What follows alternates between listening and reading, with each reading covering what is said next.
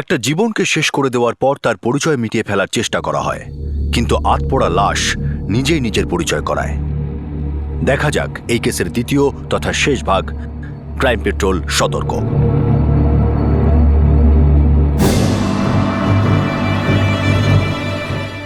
একজন মানুষের মাথায় মারাত্মক আঘাত করা হয়, তারপর একটা নির্জন জায়গায় তার লাশটা পুড়িয়ে ফেলা হয়। কেউ জ্বলন্ত লাশটা দেখতে পায় আর আগুনটা নিভিয়ে ফেলে। লাশটা বেওয়ারিশ পড়ে থাকে যতক্ষণ না সেই মোটরসাইকেলটা ট্রেস করা যায়, যেটায় করে সেই লাশটাকে ওই জায়গায় নিয়ে যাওয়া হয়েছিল। একজন দুধওয়ালা সাক্ষী হয় যে বলে যে দুই ব্যক্তি বাইকে চেপে একটা বস্তায় করে কিছু নিয়ে যাচ্ছিল। এই মোটরসাইকেলটা একটা গ্যারাজের বাইরে দুদিন ধরে পার্ক করা ছিল, কিন্তু বাইকের মালিক সাজিদ আহমেদ পুলিশকে জানায় যে সে বাইকটা ওখানে পার্ক করেনি। সে তো তার বাইকটা বড় দাদা ইমরান আহমেদকে দিয়েছিল, যে কিনা তার কাছ থেকে এক সপ্তাহের জন্য বাইকটা নিয়েছিল। ইমরানের ফোন সুইচ অফ রয়েছে। ইমরানের প্রথম স্ত্রী ফৌজিয়া আর দ্বিতীয় স্ত্রী মুমতাজ বলে যে এক যুগ হলো ইমরান তাদের সঙ্গে যোগাযোগ করেনি। ইমরানের তৃতীয় স্ত্রী রাবিয়ার ফোনও সুইচ অফ ছিল। ইমরানের ছোট ভাই সাজিদ আর ফজল যখন পুলিশ স্টেশনে তাদের দাদার মিসিং কমপ্লেন লেখাতে আসে, তখন একজন কনস্টেবল তাদের জানায় যে তারা দুদিন আগে একজন মুসলমান ব্যক্তির একটা বেওয়ারিশ লাশ পেয়েছিলেন, কিন্তু দুজনই লাশটাকে চিনতে পারে না। ইমরানের প্রথম দুই স্ত্রী ফৌজিয়া আর মুমতাজও ওই পুড়ে যাওয়া লাশটা চিনতে পারে না, কিন্তু ইমরানের বৃদ্ধ বাবা খালিদ আহমেদ সূক্ষ্মভাবে লাশের দাঁত দেখে লাশটা শনাক্ত করেন। কিন্তু ইমরানের তৃতীয় স্ত্রী রাবিয়া কোথায় রয়েছে? ইমরানের ভাই সাজিদ আর ফজল আর তার পুরো ফ্যামিলি এটা জানে না যে ইমরান আর রাবিয়া কোথায় থাকতো। পুলিশের এই বিষয়টা বেশ খটকা লাগে। ইনভেস্টিগেশন যত এগোতে থাকে তত পরিষ্কার হতে থাকে যে কিভাবে এই কেসে অনেকগুলো সম্পর্ক ভ্রম আর মায়াজালে ফেঁসেছিল। তার মধ্যে একটা ভ্রম এটাই ছিল যে মৃত ব্যক্তি ইমরান আহমেদ কোনোদিন তার কাহিনী নিজে বলতে পারবে না, আর এটাই সবচেয়ে বড় ভুল ধারণা ছিল। এবার তারপর ভিকটিম হলো ইমরান, রাবিয়া আহমেদ ইমরানের তৃতীয় বিবি। তবে রাবিয়ার ফোন এখনো সুইচ অফ। আর এই দুই মেয়া বিবি পরিবারের থেকে আলাদা থাকতো, আর এরা কোথায় থাকতো কেউ কিচ্ছু জানতো না। ইমরানের ভাই সাজিদ রাবিয়ার মা বাবার ঠিকানা দিয়েছে স্যার। চলো দেখা করে আসি নায়ক, আর আশা করি ওখানে গিয়ে কোনো মিসিং কমপ্লেন্ট পাবো না রাবিয়া আহমেদের।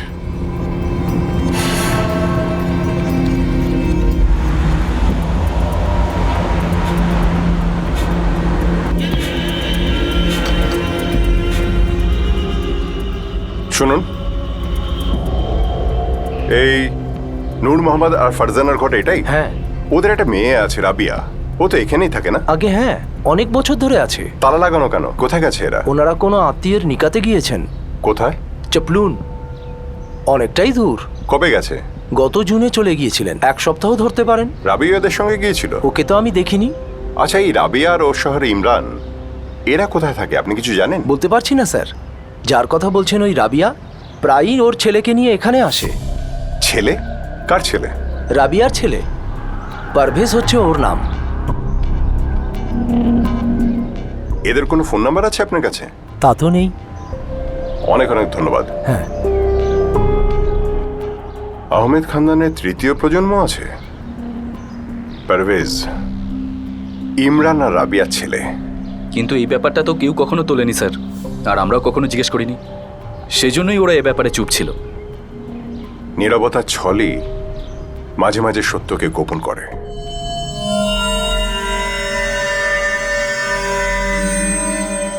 যদি রাবিয়ার ব্যাপারে জিজ্ঞেস করে তাহলে কি উত্তর দেব?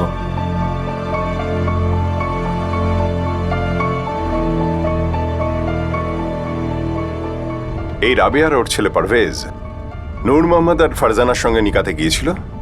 পাক্কা কিছু বলা যাচ্ছে না স্যার, ওদের প্রতিবেশীরাও কিচ্ছু বলতে পারেনি। একটা কাজ করো, রাবিয়া আর ওর বাবা মার বাড়ির বাইরে আমাদের কিছু লোককে নজর রাখতে বলো। যখনই ওরা ফিরে আসবে আমাদের যেন ইনফর্ম করে। সাহেব, পারভেজ ইমরান ভাইয়ের ছেলে নয়, রাবিয়ার প্রথম শহরের ছেলেও। কে রাবিয়ার প্রথম শহর? জানি না সাহেব। স্যার, আমরা ওকে একেবারেই চিনি না। কখনো দেখোনি? নাম কি? হায়দার আলী বা এরকম কিছু নাম হবে। বড়ই নিজের খেয়ালে থাকো তোমরা। বড় ভাই কোথায় থাকে জানো না, তার বিবির ব্যাপারে তাও জানো না।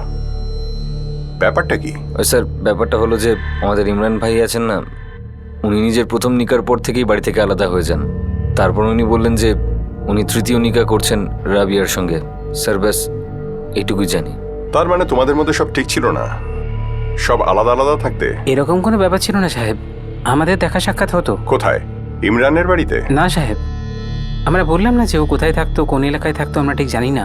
কখনো ভাইজান চলে আসতেন, অথবা কোথাও বাইরে দেখা হয়ে যেত আমাদের। আর কিছু নেওয়ার হলে তো সে দেয়া নেওয়া হয়ে যেত আমাদের। যেমন আমার বাইক নিয়ে গেছিল, আর আমিও। তুমি ওর বাড়ি চেনো না? জানি না স্যার। ও কোন পাড়াতে থাকতো সেটা তো জানবে। না সাহেব। মামলা বড় প্যাঁচালো নায়ক। না আমরা ভিকটিমের বিবি রাবিয়ার ব্যাপারে কিছু জানি, আর না পারভেজের ব্যাপারে, আর না রাবিয়ার মা বাবার ব্যাপারে। রাবিয়ার মা বাবার বাড়ির সামনে লোক লাগিয়ে দিয়েছে ভিজিলেন্সের জন্য। ইমরানের বিবি ফৌজি আর মুমতাজকে ডাকো, ওদের সঙ্গে কথা বলবো। कलमे पा कलमे साद असदल्ला इल्ला इल्लल्लाह कलमे पा कलमे साद असदल्ला इल्ला इल्लल्लाह कलमे पा कलमे साद असदल्ला इल्ला इल्लल्लाह। ইমরানের অন্তিম যাত্রায় যারা শোক জ্ঞাপন করেছিল তাদের মধ্যে তার বর্তমান স্ত্রী রাবিয়া ছিল না। তার ফোন তখনও সুইচ অফ ছিল। আর পুলিশ যেমন সন্দেহ করছিল, তেমনি খুব শীঘ্রই নিস্তব্ধতা ভেঙে যায়। এই পরিবারের কিছু রহস্য মুখ খুলতে শুরু করে দেয়। আমি ফহিমনগরে থাকি সাহেব, আমার বাচ্চাদের সাথে। যে বাড়িতে আপনি থাকেন সেটা ইমরান দিয়েছিল? না সাহেব, ভাড়ায় থাকি। তালাকের পরে আমি ওখানেই থাকি, আমার ছেলে রিজওয়ান আর রেহমাতের সাথে। ইমরানের উপর এত রেগে আছেন কেন? এখন আর নেই, কিন্তু যখন আমরা আলাদা হলাম তখন নিশ্চয় ছিল। কার না হবে সাহেব? ইমরানের ওপর রাগ ছিল, কপালের ওপর ছিল, আর ওর ওপর ছিল যে আমার জায়গাটা নিয়েছে। কিন্তু ওরও সেই অবস্থা হলো যা আমার হয়েছিল। মুমতাজের জন্য? হ্যাঁ, ওর জন্য আমাকে ছাড়লো, আর রাবিয়ার জন্য ওকে ছাড়লো। মানুষ কতদিন কাঁদবে স্যার, কতদিন কাঁদবে? ইমরানের স্বভাবই এরকম। কাল হয়তো রাবিয়াকেও ছেড়ে দিত অন্য কারোর জন্য, নতুন কাউকে পেয়ে গেলে। আলাদা হয়ে যাওয়ার পরও ইমরান আপনার কাছে আসতো? সে তো ফৌজিয়ার কাছে যেত, যখন আমার সাথে থাকতো তখনও। কি মনে হয় আপনার, কে মারতে পারে ইমরানকে? আমি মারিনি স্যার, একটা ছোট বাচ্চা আছে আমার, ওর জন্য বাঁচতে হবে আমাকে। আমি কাজ করি, টাকা জমাই ওর জন্য। একটা সময় ছিল যখন ইমরান আমার সাথে ছিল, তারপর চলে গেল। ওকে মেরে আমার কি লাভ হতো বলুন? নিজের জীবনই ঠিকঠাক চলে না, অন্যের জীবন টানাটানি করে কি লাভ?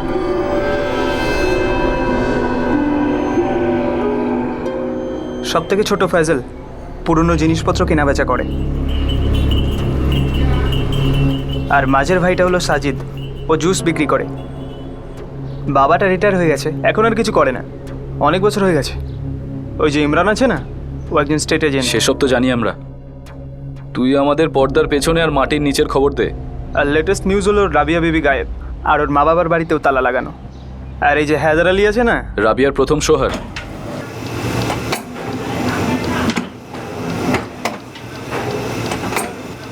ওর ব্যাপারে কোনো খবর পেলি? ও রাবিয়ার প্রথম হাজব্যান্ড নয়।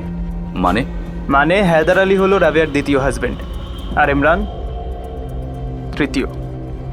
আর ইমরানের এই যে দুটো ভাই আছে না, ফজল আর সাজিদ, এরা দুজন আপনাকে পুরো সত্যিটা বলছে না স্যার। তুই বল। আর এই যে রাবিয়া মেয়েটা আছে না স্যার, এর আর একটা শোহর আছে। তাহলে নাম্বার 1 কে ছিল? ইমরানের সব থেকে ছোট ভাই ফয়জল আহমেদ।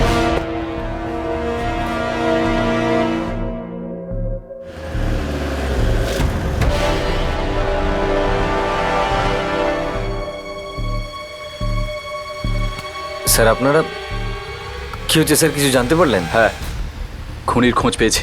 কি বলছেন স্যার? ওরা কারা? তোর দাদার যে 3 নম্বর বিবি আছে না, তার প্রথম শোহর, সেই মেরেছে তোর দাদাকে। তা শনাক্ত করতে হবে, তাকে চিনে আমাদের বলতে হবে। থানায় যাবি তো? হ্যাঁ, ফজল আহমেদ। তুই কি ভেবেছিলি তুই মুখে কুলু পেটে থাকবি তো তোর পরিবারের ব্যাপারে কেউ জানতে পারবে না? কি ধারণা ছিল তোর? আরে কিসের ভুল ধারণা স্যার,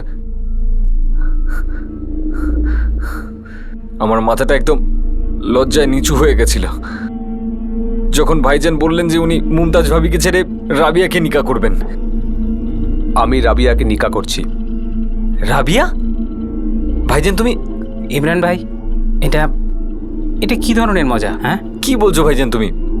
ও তো আমার সঙ্গেই সংসার করতে পারলো না ঠিক করে, আর তুমি ওর সঙ্গে যাচ্ছ সংসার করতে। তুই কি পাগল হয়ে গেছিস নাকি? দুটো বিবিকে আগেই ছেড়ে দিয়েছিস, তাও বিনা কারণে। তৃতীয় নিকা করছিস, তা আবার কার সাথে? নিজের ছোট ভাইয়ের আগের বিবির সঙ্গে। আরে তোর মধ্যে কি লজ্জা বলে কোনো জিনিস আছে? আব্বু, আমি রোজ লোকেদের বাড়ি দেখাই, সেগুলোতে কেউ সংসার করতে পারে আবার পারেও না, তাতে বাড়ির তো কোনো দোষ নেই। বাহ ভাইজান বাহ, এখন খোটা দিচ্ছ তুমি আমায়। ফজল, কথাটা সেটা নয়। দেখ, রাবিয়ার সঙ্গে তুই থাকতে পারিসনি, ভুলে যা। আমার মনে হচ্ছে ও এখন অনেকটাই বদলে গেছে। আরে ছাই বদলেছে, ও ছেড়ে গেছিল আমাদের ফাইজালকে। পুরো পাড়ার লোক চেঁচি করেছিল আমাদের, সব ভুলে গেছো তুমি? আরে বাড়ির জন্য কিছু করো না, ঠিক আছে বুঝলাম, কিন্তু খুদি তো করো না, কিছু তো খেয়াল রাখো তোমার ছোট ভাইয়ের। আরে হাজার হাজার মেয়ে আছে এই দুনিয়াতে ভাইজান। ওর 19 বছর বয়স ছিল আর আমার 26। প্রথম বছরটা ঠিকঠাকই ছিল স্যার, কিন্তু স্যার তারপরে ও নিজের রং দেখাতে শুরু করলো। টাকার বাইরে ও কিছু দেখতেই পেত না। আমার রোজগার নিয়ে বলতে এলে না তো দাঁত ভেঙে তোর হাতে দিয়ে দেবো। প্রত্যেকটা টাকা আমার মেহনতের, আর আমি যেটা আমি সেটাই। এরপর যদি তুই আবার নিজের সীমা ছাড়িয়ে পা রাখার চেষ্টা করেছিস না, তাহলে পা কেটে ফেলে দেবো তোর। পা ভাঙবি? দাঁত ভাঙবি? এত সাহস আছে তোর? নিকার সময় কত টাকা নিয়েছিলিস? 15,000। গুনে গুনি নিয়েছিলিস, মনে আছে? সালা তুই নিজে যা, চিরকাল সেরকমই থেকে যাবি তুই, কিন্তু আমি তোর গোলাম হয়ে থাকতে পারবো না, বুঝলি? আমি দুটো চড় খেয়েছিলাম স্যার। প্রথম চড়টা আমার বিবি আমাকে মেরেছিল, আর দ্বিতীয়টা ওকেই নিকা করে আমার ভাইজান আমাকে মেরেছিল। আর তুই সেই থাপ্পড়ের বদলায় তোর ভাইজানকে টপকে দিলি? না স্যার, আমি এটা কেন করতে যাবো স্যার? সেই সময় প্রচুর রাগ ছিল আমার, যে কোনো লোকেরই হতো। কিন্তু স্যার এখন তো আমার জীবনটা ভালোই চলছিল, তাহলে আমি এসব কেন করতে যাব? তাহলে তুই তোর আর রাবিয়া নিকার ব্যাপারে আমাদের আগে কেন বলিসনি? কি বলতাম স্যার, সম্মানটা তো আমারই যেত না, সেজন্য আমি আর সাজিদ ভাই চুপ ছিলাম। একে তো ওই রাবিয়া আমাকে ছেড়ে চলে গেল, আর তার উপর আমার নিজেরই বড় ভাই তাকে নিকা করলো। মানে ও জানতো যে পরিবারের মধ্যে গন্ডগোল হবেই, সেই জন্যই ওর সঙ্গে থাকতে অন্য জায়গায় চলে গেল। আমি ওর সঙ্গেই থাকবো, ওকে এখানে আনবো না। দেখ বাবা ইমরান, তুই শান্ত মাথায় আর একবার ভেবে দেখ, এই নিকাটা কি তোকে করতেই হবে? হ্যাঁ আপু, করতেই হবে। কেন? কারণ আমি রাবিয়াকে ভালোবেসে ফেলেছি, কিছু না বুঝে শুনেই ভালোবেসে ফেলেছি। আর তুমি ওদের ভালোবাসায় এত জ্বলে উঠেছিলে যে ইমরানকেই জ্বালিয়ে দিলে। রাবিয়ার লাশকে কোথায় ফেলে এসেছো? স্যার আপনার যা বলার বলুন, আপনার যা খুশি আমাকে দিয়ে বুলিয়ে ফেলুন, কিন্তু সত্যিটা এই যে আমি কাউকে কখনো খুন করিনি। রাগ ছিল আমার, অনেক রাগ ছিল, কিন্তু ওই রাবিয়ার জন্য আমি আমার ভাইজানকে মারবো না স্যার। নায়েক, এর উপর কড়া নজর রাখো। চোখে চোখ মিলিয়ে কথা বলে, স্বীকার করছে না তার মানে এই নয় যে ও দোষী নয়।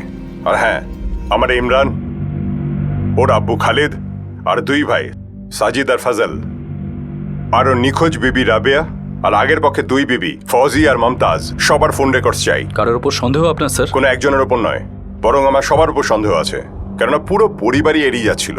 ছোট ভাই এই জন্য এড়িয়ে যাচ্ছিল যে ওর বড় ভাই ওর বিবির সঙ্গে নিকা করেছে, আর ওর আব্বু এই জন্য এড়িয়ে যাচ্ছিল যে ওর বড় ভাই ছোট ভাই বিবির সঙ্গে নিকা করেছে। আর এই আঘাত খাওয়া বিবিদের সবার কাছে খুন করার আলাদা আলাদা কারণ আছে। এই জন্য যে কেউ হতে পারে, এমনকি হতে পারে যে পুরো পরিবার এই চক্রান্তের সঙ্গে যুক্ত আছে, কিন্তু কেউ মানছে না। হতে পারে যে খুনি এদের মধ্যেই কেউ একজন। স্যার, হায়দার আলীকে সঙ্গে নিয়ে এসছি। হ্যাঁ স্যার, পারভেজ আমার ছেলে আর রাবেয়া আমার একসময় বিবি ছিল। আমি ওকে স্যার সত্যিকারে ভালোবেসেছিলাম পুরো মন থেকে, কিন্তু তবুও আমাকে ছেড়ে দিয়ে চলে গেল। কিন্তু ও তোমায় ছেড়ে গিয়েছিল কেন? ওর ইচ্ছেগুলো আকাশচুম্বী ছিল স্যার, আর আমি ছিলাম কপর্দক শূন্য। রাবেয়া কি খারাপ আছে আমাদের জীবনে? রোজ একটা একটা করে টাকা জমিয়ে বাচ্চাটাকে বাঁচা বলো তুমি হায়দার। আরে টাকা তো আসবে, আমি অন্য একটা চাকরি খুঁজি, দেখো টাকা বেড়ে যাবে আরো। কত? 4 থেকে 8,000? একবার যাও, বাইরের জগৎটা নিজে চোখে দেখে এসো, দেখো লোকজন কিভাবে থাকে, জীবনটা আসলে কিরকম। লোকেদের ঘরে গেলে বোঝা যায় যে হ্যাঁ এরকম হতে হয় একটা ঘর, আর এখানে আমি মরছি। রাবেয়া, ঘর সেই সব জিনিস দিয়ে তৈরি হয় যেগুলো আমাদের কাছে আছে। ইচ্ছে দিয়ে শুধু স্বপ্নের শীষমহলই তৈরি হয়। কিন্তু আমি বাস্তবের মহল থেকে স্বপ্ন দেখতে চাই হায়দার। গরিব হয়ে থেকে কি হবে? গরিবের কাছে ভালোবাসাটাও কষ্ট করে আসে। আমার এমন কষ্টও দরকার নেই আর এমন ভালোবাসাও। আমি একটা আলাদা জীবন চাই হায়দার। আমাকে তালাক দিয়ে দাও।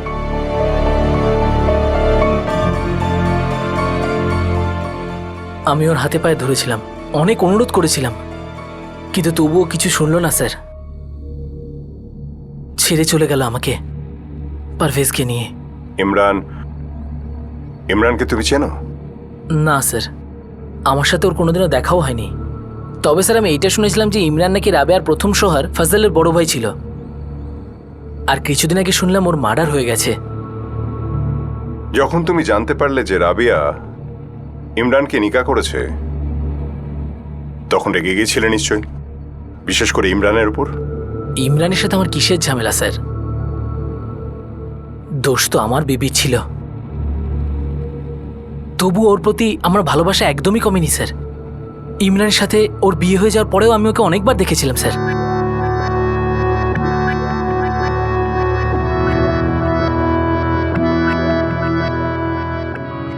যখনই আমি ওকে দেখতাম না স্যার, নিজেকে একা মনে হতো। আমি কি হারিয়েছি নিজের জীবন থেকে।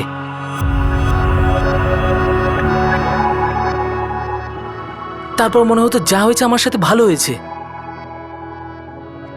আমার সেই সামর্থ্যই ছিল না ওই মহিলাকে সুখে রাখার। অত রোজগারই নেই আমার। নিজেকে মাঝে মাঝে খুব ছোট মনে হতো, আয়নায় নিজের মুখ দেখতে পারতাম না স্যার। ভাবতেই পারতাম না যে ও এখন অন্য অন্য কারোর বিবি হয়ে গেছে, কোনো সামর্থ্যবান পুরুষের। সেই জন্য তুমি সেই সমর্থবান পুরুষকে অসমর্থ বানিয়ে দিলে। তাতে কি ও আর আমার কাছে ফিরে আসতো স্যার? তাও এটা জেনে যে আমি ওর নতুন ভালোবাসাকে মেরে ফেলেছি। আপনি ভুলে যাচ্ছেন স্যার, আমার ছেলে পারভেজ ওর কাছে রয়েছে। যখন আমি ইমরানের মার্ডারের ব্যাপারে জানতে পারলাম, তখন খুদা কসম সবার প্রথম আমার মাথায় এই কথাটাই এলো যে রাবিয়া আর পারভেজ ঠিক আছে তো? ওরা দুজন ঠিক আছে তো স্যার? রাবিয়া পর্যন্ত এখন আমরা পৌঁছতে পারিনি। আমরা ওর বাড়ির ঠিকানা খুঁজছি। তুমি জানো রাবিয়া আর ইমরান কোথায় থাকতো? না স্যার, আমি কাজ থেকে ফেরার সময় ওকে দেখেছিলাম যদিও, কিন্তু ওকে কখনো ফলো করিনি। স্যার, রাবিয়ার ফোন তো এখনো বন্ধ। ওর মা বাবার কি খবর? এখনো ফেরেনি। রাবিয়ার প্রথম দুই শহর ফজল আর হায়দারকে এই জন্য ছেড়েছিল কেননা ওরা শখ মেটাতে পারছিল না। এই জন্য তৃতীয়বার নিকা করেছিল ইমরানের সঙ্গে। এই ইমরান তো আগে থেকেই দুটো নিকা করে রেখেছিল। বুঝতে পারছি না স্যার, দুদিকেই দুরকম সম্পর্কের এক্সপিরিয়েন্স ছিল। তাছাড়াও এরা কেন তৃতীয়বার সম্পর্ক করতে গেল? ভ্রম নায়ক, ভ্রম। মান, অভিমান, অপমানের মায়াজালে এরা ফেসে রয়েছে। মিথ্যে ভালোবাসার, মিথ্যে সম্পর্কের মায়াজাল। এরা একে অন্যের মধ্যে সেটাই খুঁজছিল যেটা ওরা কোনোদিনও পেত না। আর আমাদের এই সবের মধ্যে থেকে সেই জিনিসটা খুঁজতে হবে যা সম্পর্কের এই বন্ধনগুলো জুড়তে পারে।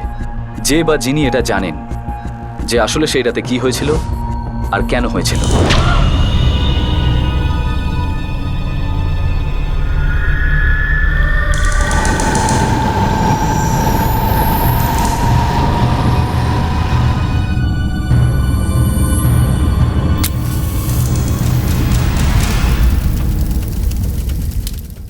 রাবিয়া নায়ক, আমাদের রাবিয়াকে চাই। ইমরান আহমেদের খুনের 5 দিন পরেও তার নিখোঁজ তৃতীয় স্ত্রী রাবিয়ার কোনো খবর ছিল না।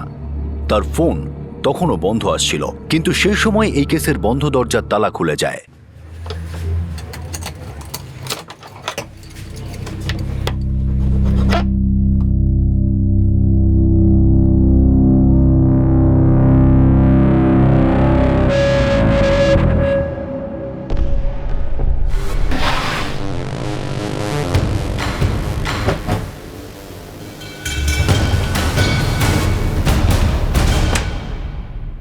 নূর মোহাম্মদ সাহেব, বলুন।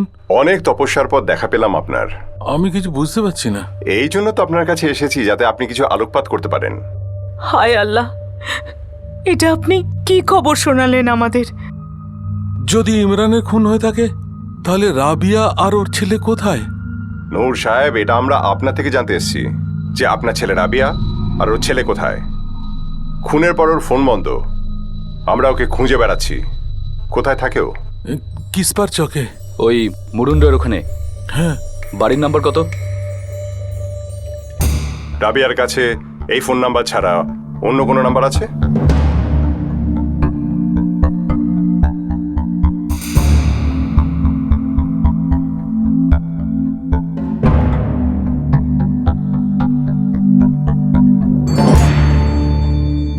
এ তো সেই নাম্বারটা যেটা আমাদের কাছে অলরেডি আছে। রাবিয়ার সঙ্গে আপনার শেষ কথা কবে হয়েছিল?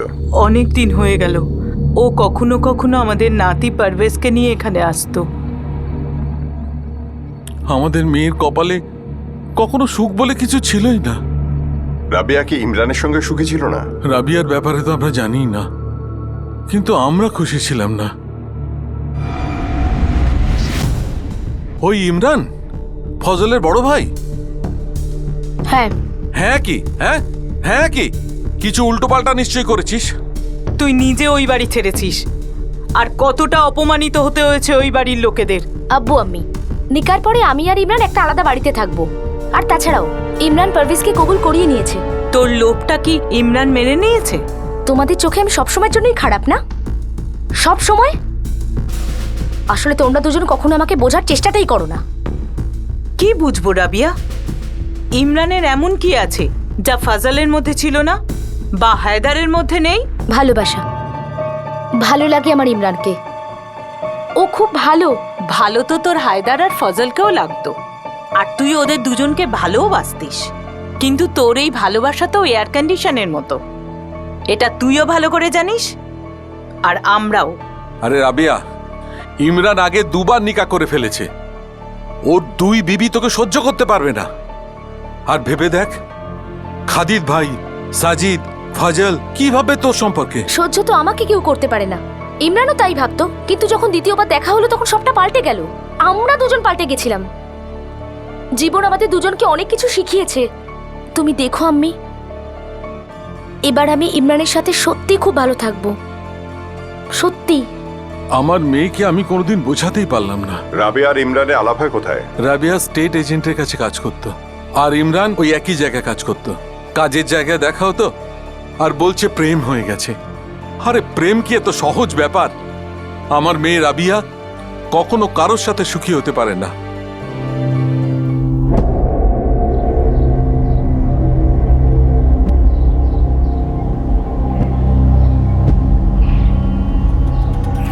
পুলিশ শেষমেশ সেই ঠিকানা খুঁজে পেল যেখানে পীড়িত ইমরান তার তৃতীয় স্ত্রী রাবিয়া এবং রাবিয়ার 5 বছরের ছেলে পারভেজের সঙ্গে থাকত।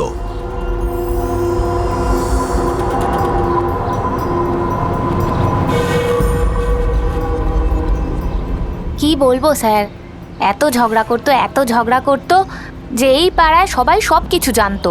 এই বাড়িতে তালা কবে থেকে লাগানো? সে তো জানি না সাহেব।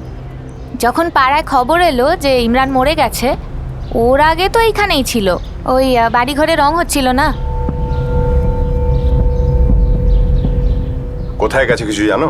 সে তো জানি না সাহেব। মোড়ে স্যার। তালা ভাঙো। Okay sir.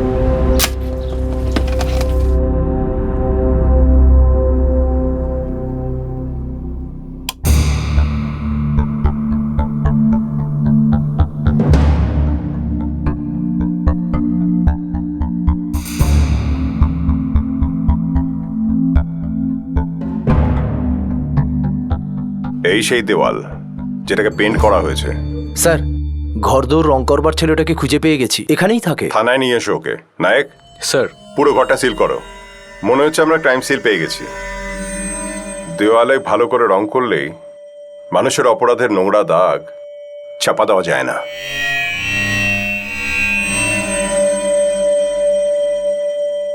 আসল কাজটা শুরুও করতে পারিনি স্যার, শুধু 1 কোট রং করেছিলাম ওই অর্ধেক দেওয়ালটা। কিন্তু স্যার ওই রাবিয়া ভাবি খুব তাড়া দিচ্ছিল। কবেকার কথা? মানে 1 সপ্তাহ তো হবেই, 13ই জুন। না 12ই জুনের কথা পাক্কা। তুমি যখন রাবেয়ার ঘরে কালার করছিলে তখন দেওয়ালে কোনো রক্তের দাগ ছিল?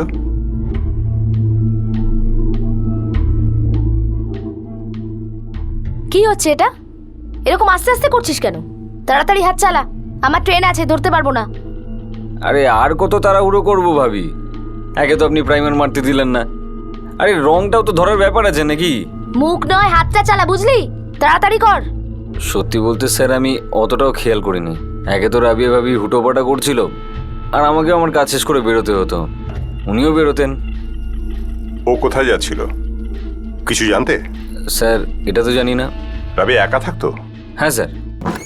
স্যার, রাবিয়ার ফোন সার্ভিলেন্সে আছে, কিন্তু এখনো বন্ধ। ওর আর কোনো আত্মীয় আছে?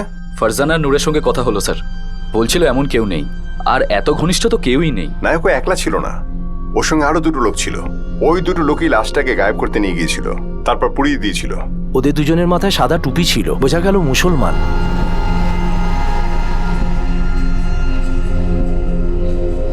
পুরো পসিবিলিটি আছে যে এই খুনটা রাবিয়াই করিয়েছিল, কিন্তু প্রশ্ন একটাই যে ওই লোক দুটো কে ছিল?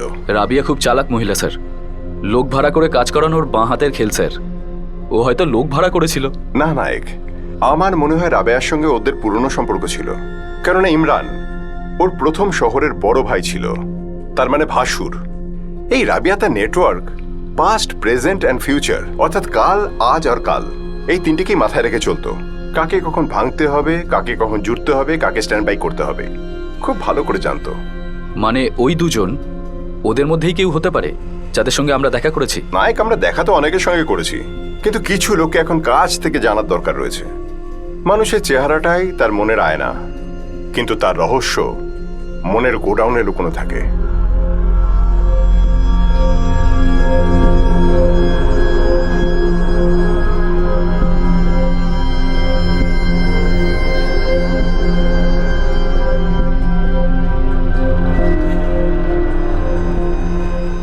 রাবিয়া তার স্বামীদের উপর খুব শীঘ্রই বিরক্ত হয়ে পড়ত।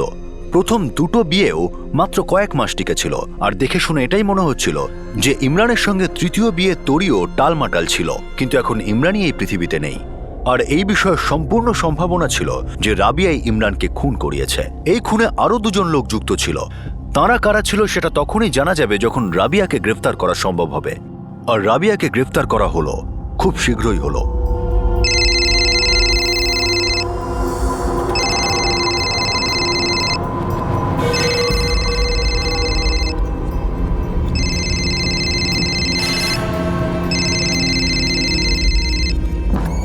স্যার, রাবিয়ার ফোন অন হয়ে গেছে। লোকেশন? রিং হয়ে যাচ্ছে কিন্তু কেউ ধরছে না, কিন্তু রাফ লোকেশন পাচ্ছি। কোথায়? ধারাভি। ওখানকারই কোনো বস্তিতে আছে, কিন্তু পিন পয়েন্ট লোকেশন পাচ্ছি না। আর ধারাভির বস্তি মানে আপনি বুঝতেই পারছেন, একটা চক্রভূহ। ওর মা বাবাকে নিয়ে এসো। স্যার।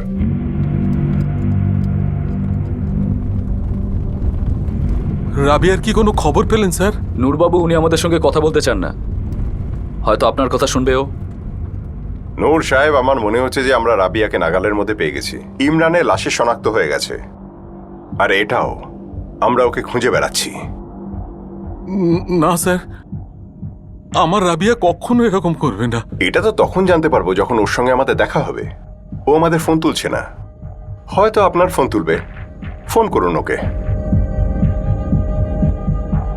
আপনি ওর সঙ্গে এমন ব্যবহার করবেন যে আপনি কিছুই জানেন না। আপনি কিচ্ছু জানেন না, এটাও জানেন না যে ইমরান মারা গেছে।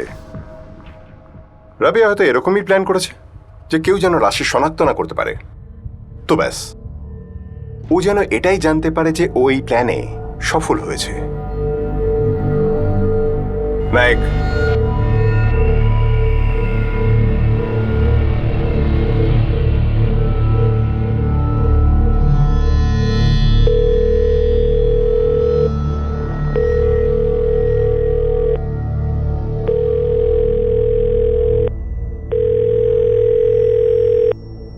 হয়তো বুঝতে পেরে গেছে, এই জন্য কারো ফোন তুলে রিস্ক নিতে চাইছে না। Yes sir.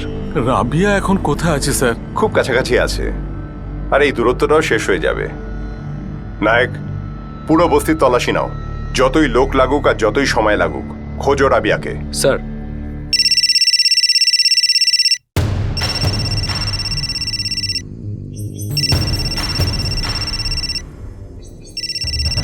রাবিয়ার ফোন স্যার। স্পিকার মোডে রাখো, কথা বলুন। কেমন আছিস মা? আমি ঠিক আছি আব্বু। তুমি আর আমি কেমন আছো? আমরা ঠিক আছি। ইমরান কেমন আছে? কি হলো মা? সব ঠিক আছে তো? শরীর কেমন আছে? আমি কখন থেকে তোকে ফোন করছি, কিন্তু তোর ফোন বন্ধ ছিল। আমি তোর বাড়িতেও গিয়েছিলাম, কিন্তু তালা লাগানো ছিল। হ্যাঁ আব্বু, আমি আমার এক বন্ধুর বাড়িতে রয়েছি। ইমরান অনেকদিন হলো কোথাও একটা চলে গেছে। চলে গেছে মানে? ঝগড়া হয়েছে? না না আব্বু, ও কাজে গেছে। কিছুদিনের মধ্যে চলে আসবে। তোর আম্মির পারভেজকে খুব মনে পড়ছে। আমারও। আমিও খুব মনে করছি তোকে। তুই কিছুদিনের জন্য এখানে চলে আয় মা। আমি যাব আব্বু। এখন আমি রাখছি। আল্লাহ হাফিজ। আল্লাহ হাফিজ। স্যার, নাম্বারটা স্ক্যানিং শুরু করে দিয়েছি খুব তাড়াতাড়ি। আর এনাদের বাড়ির সামনেও একটা টিম সার্ভিলেন্সের জন্য লাগিয়ে দিচ্ছি। নূর সাহেব, ফারজানা বিবি, আপনারা আপনাদের মনকে শক্ত করুন, কেননা আগামী দিনগুলো আপনাদের জন্য খুব সহজ হবে না।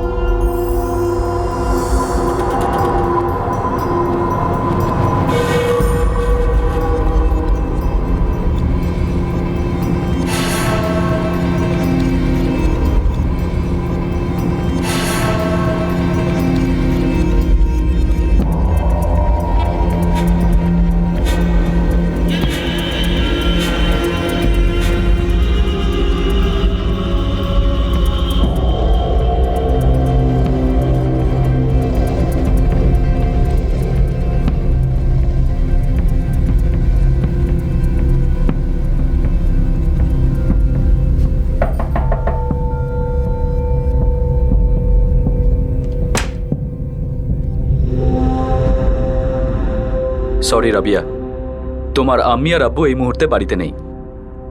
অপেক্ষা করছে তোমার, কিন্তু সেটা থানা।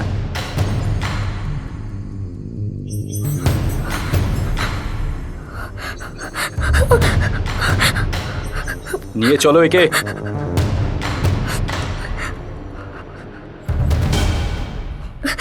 সাহেব, চুপ! কোনো ফালতু কথা নয়, আসল ঘটনায় আসো। কেননা আমরা জানি যে তুমি তোমার শহর ইমরানকে খুন করেছ। এখন সোজা কথা এটা বলো যে তুমি এই খুনটা কেন করেছ? কি ভাবছো? এখন ভেবে আর কোনো লাভ নেই। ভাবতেই যদি হতো তাহলে খুন করার আগে ভাবতে। এখন সত্যি কথা বললেই তোমার লাভ হবে সবার, তোমার, তোমার ছেলে পারভেজের আর তোমার মা বাবার। এখানেই আছে তোমার মা বাবা। ওনারা তোমার আসল রূপ দেখে ভেঙে পড়েছে। তোমার ভুল ধারণা ছিল, তোমার ভ্রম ছিল। তোমরা ভেবেছিলে যে লাশটাকে জ্বালিয়ে দেবে আর কেউ শনাক্তও করতে পারবে না। ইমরানের লাশ নিজে শনাক্ত করতে সাহায্য করেছে। কোথায় তোমার ছেলে পারভেজ? পারভেজ আমার এক বন্ধুর বাড়িতে রয়েছে। আর তুমিও এতদিন ওখানে ছিলে? কেন মেরেছিলে তোমার শহর ইমরানকে? Welcome to Beaton world. How may I assist you? নতুন ফ্ল্যাটের জন্য একটা স্ট্যান্ড ফ্যান আর কুলার নেব। এই পচা গরম থেকে একটু স্বস্তি চাই। বাজার চলতে সব ব্র্যান্ড আর ভরসাযোগ্য নয়।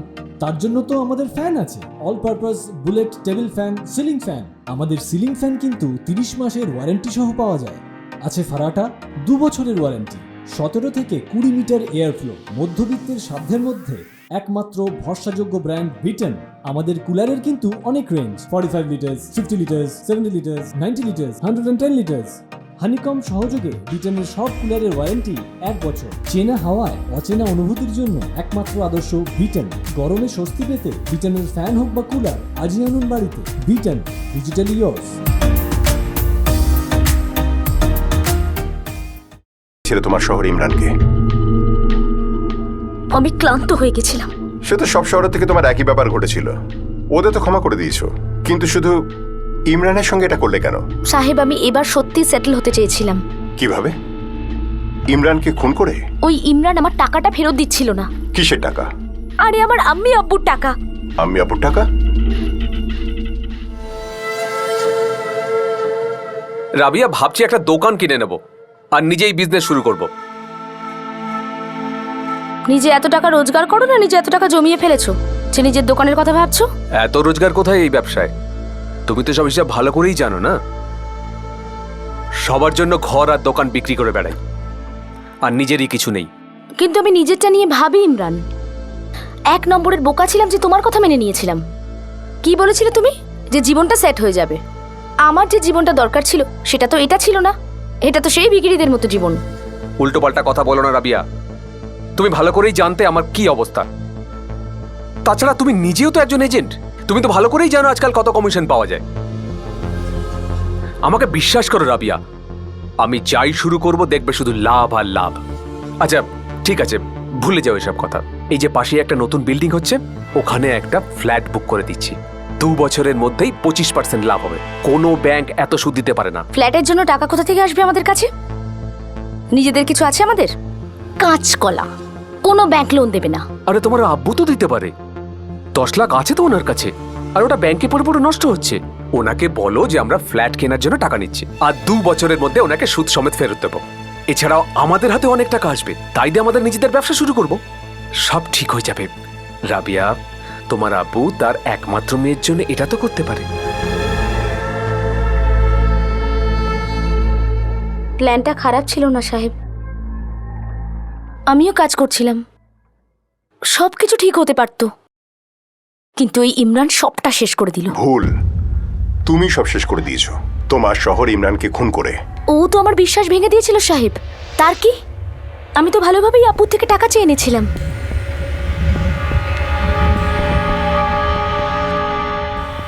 ও একটা টাকাও আমাকে ফেরত দেয়নি। ও তো শুরু থেকেই মিথ্যে কথা বলছিল, শুরু থেকেই। তুমি সবসময় মিথ্যে কথা বলেছো ইমরান।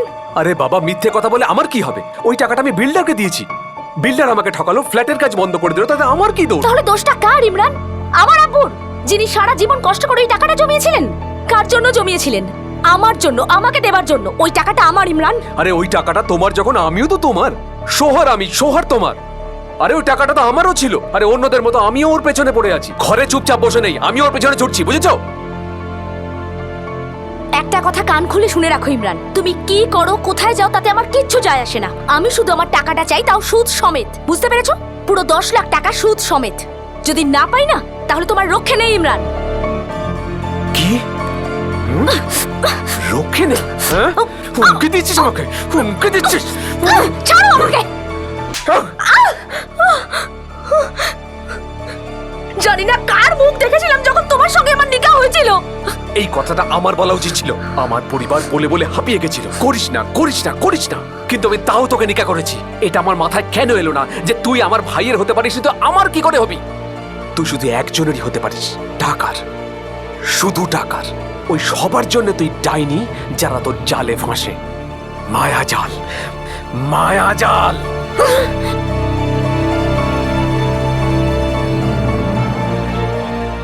পারছিলাম না সাহেব, আর পারছিলাম না আমি।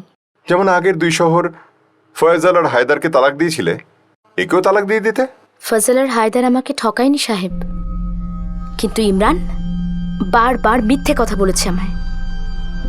আমি তো পরে জানতে পারি সাহেব যে কোনো বিল্ডার টিল্ডার টাকা নিয়ে পালায়নি। ওটা ইমরানই অন্য একটা প্রপার্টিতে ব্যবহার করেছিল, তাও শুধু নিজের নামে, না আমার নামে, না আমার আব্বুর নামে। আর তার উপর টাকাটাও ফেরত দিচ্ছিল না। ওকে খুন করে টাকা ফেরত পেয়েছো? আমার মধ্যে প্রতিশোধের আগুন জ্বলছিল সাহেব।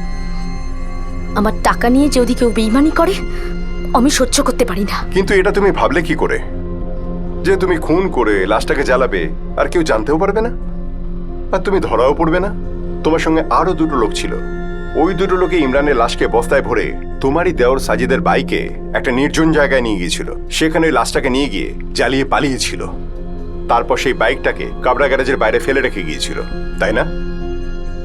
রাবিয়া, ওই 2টো লোক কে ছিল?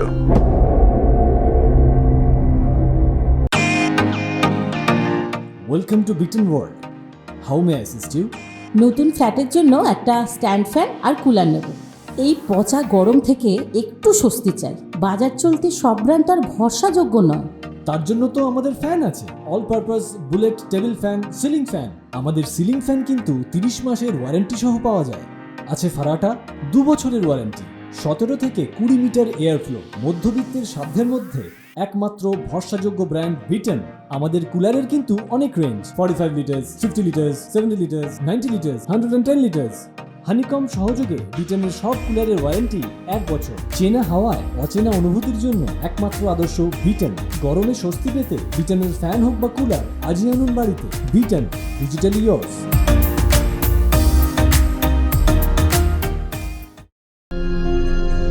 রাবিয়া, ওই দুটো লোক কে ছিল?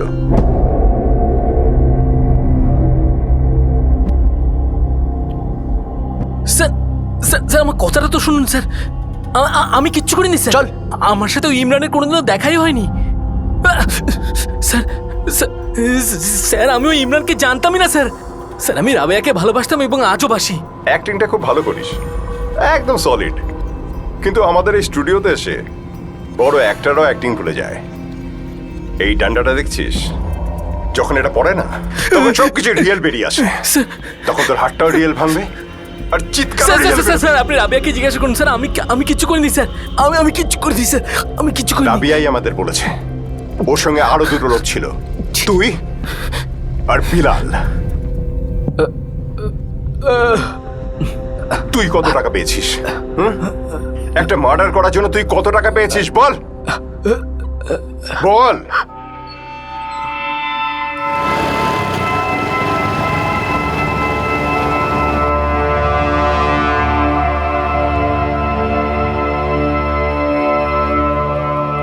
আরে ওই কি দেখছিস বে? জায়গা নেই, ভাগ ভাগ।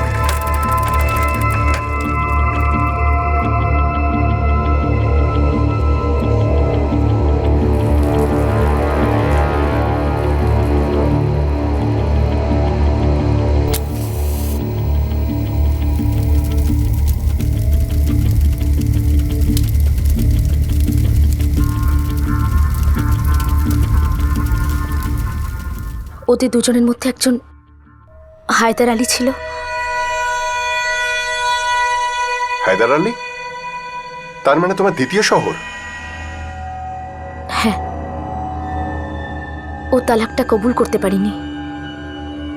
যখনই দেখা করতো ভালোবাসার কথাই বলতো। আর আমিও একদিন বলে দিয়েছিলাম যে যদি এতটাই ভালোবাসো আমায়, তাহলে প্রমাণ করো যে আমার ভালোবাসায় কত দূর যেতে পারো। ইমরানের সঙ্গে আর থাকতে পারছি না হায়দার। আমার কাছে ফিরে কেন আসছো না রাবেয়া? সবকিছু আগের মতোই রয়েছে। আমি অনেক টাকাও জমিয়ে ফেলেছি। তোমাকে সবসময় খুশি রাখবো। আমি তোমাকে সেই আগের মতোই ভালোবাসি রাবিয়া। জানি আমি, কিন্তু ইমরানকে এভাবে ছাড়তে পারবো না। কেন? আমাকে তো এমনিই ছেড়ে দিয়েছিলে তুমি। রাতের বেলা বললে যাচ্ছি, আর সকাল হতেই চলে গেলে। তুমি জানো আমি কেন ছেড়েছিলাম তোমায়। তোমার অবস্থা কি ছিল সেটাও তুমি জানো। ইমরানেরও সেই একই অবস্থা, কিন্তু তফাৎ এটাই যে ওই জানোয়ারটা আমার টাকা হজম করে ফেলেছে। আমার টাকা, যেটা আমার আব্বু আমাকে দিয়েছিল। তোমার কি মনে হয় ও নিজে থেকে তোমার টাকাগুলো ফেরত দেবে? কখনো না।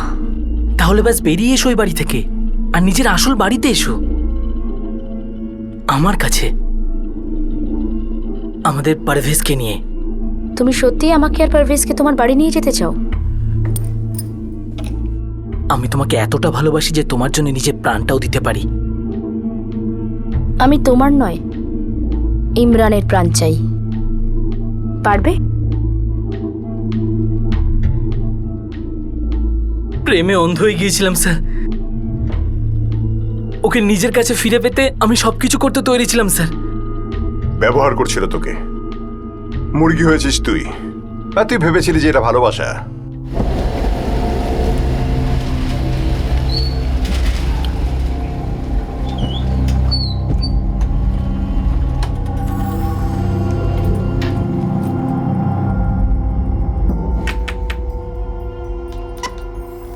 সেই রাতে আমি হায়দারকে আগে থেকেই ডেকে এনেছিলাম। পারভেজ কোথায়? ও আমিনা ছেলের সঙ্গে খেলতে গেছে ওদের বাড়িতে। তো ডাকো ওকে, আজকে কোথাও বাইরে খেতে যাব আমরা। কি ব্যাপার, আজ রাতে বাইরে খাবার খাওয়ার কথা বলছো? সাজিদ আছে না, ওর বাইকটা নিয়ে এসেছি 1 সপ্তাহের জন্য। পরের সপ্তাহে অনেক কাজ আছে আমার। বাইকটা যখন আছে ভাবলাম বাইরে কোথাও খেয়ে আসি। যাও রেডি হয়ে নাও।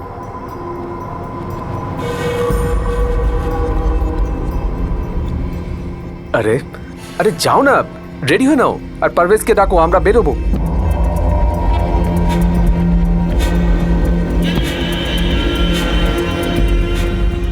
আরে এটা কি হচ্ছে? কে বে তুই? আদাব, আমার নাম হায়দার আলী।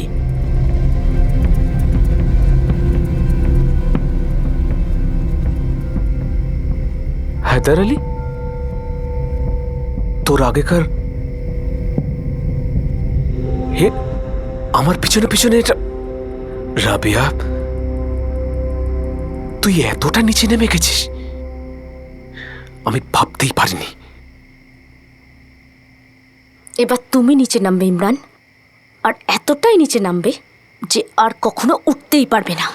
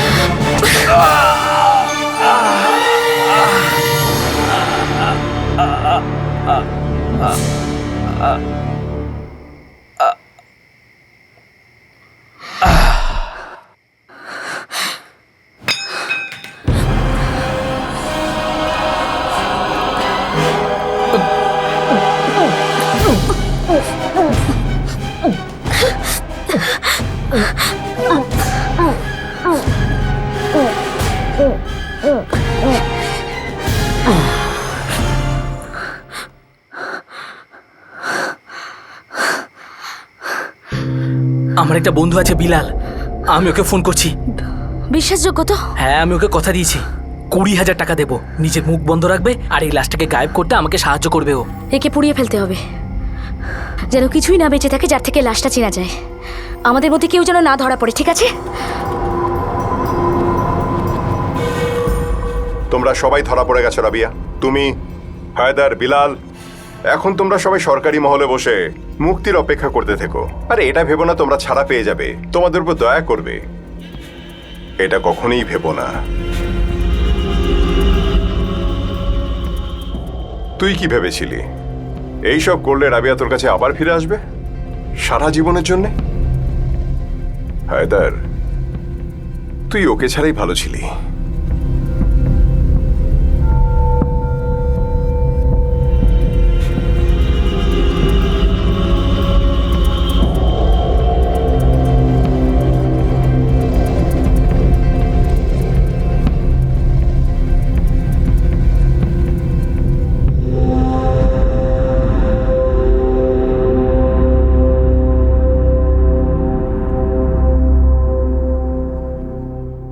পাঁচ বছরের পারভেজ এখন তার দাদু দিদার সঙ্গে থাকে।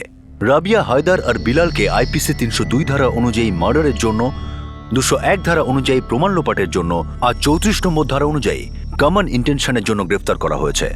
তিনজনই এখন আইনি হেফাজতে আছে। রাবিয়া ফয়সালের সঙ্গে অখুশি ছিল, হায়দারের সঙ্গে অখুশি ছিল, আর ইমরানের সঙ্গে তো শুধু অখুশিই নয়, বরং ভীষণ রেগেও ছিল। রাবিয়া যখন ফয়সালকে ছেড়ে চলে যায় তখন সে অপমানটা গিলে নিয়েছিল, আর তারপর আরও একবার তাকে ঢোক গিলতে হয় যখন তার দাদা রাবিয়াকে বিয়ে করেছিল। ইমরান তার প্রথম দুজন স্ত্রীকে ছেড়ে দিয়েছিল আর তাদের জায়গা রাবিয়া নিয়ে নেয়। ফয়সাল, ফৌজিয়া, মুমতাজ সবাই রাবিয়ার উপর অখুশি ছিল, কিন্তু তারা নিজের নিজের জীবনে ফিরে যায়। কিন্তু হায়দার আলী, রাবিয়া দ্বিতীয় স্বামী, দুর্বল হয়ে পড়ে। তাকে রাবিয়া ছেড়ে চলে যাওয়ার পরেও সে রাবিয়ার জন্য কষ্ট পেতে থাকে, আর ঠিক এবং ভুলের সীমানা পার করে ইমরানকে খুনের প্ল্যানে যুক্ত হয়ে যায় রাবিয়ার মন আবারও জয় করার চেষ্টায়। কিন্তু এই দুঃখজনক কাহিনীর কোনো চরিত্রের মধ্যে কি আসল ভালোবাসা ছিল, নাকি সেটা একটা স্বার্থপর চাহিদা ছিল যা কিনা এই মায়াজালটা বুনছিল আর সবাইকে ফাঁসাচ্ছিল? যে কোনো সম্পর্কে বাস্তব কতটা থাকে আর চোখের ভুল কতটা থাকে? কার পাল্লা কতটা ভারী হয়, যেটা আছে সেটার নাকি যেটা নেই সেটার?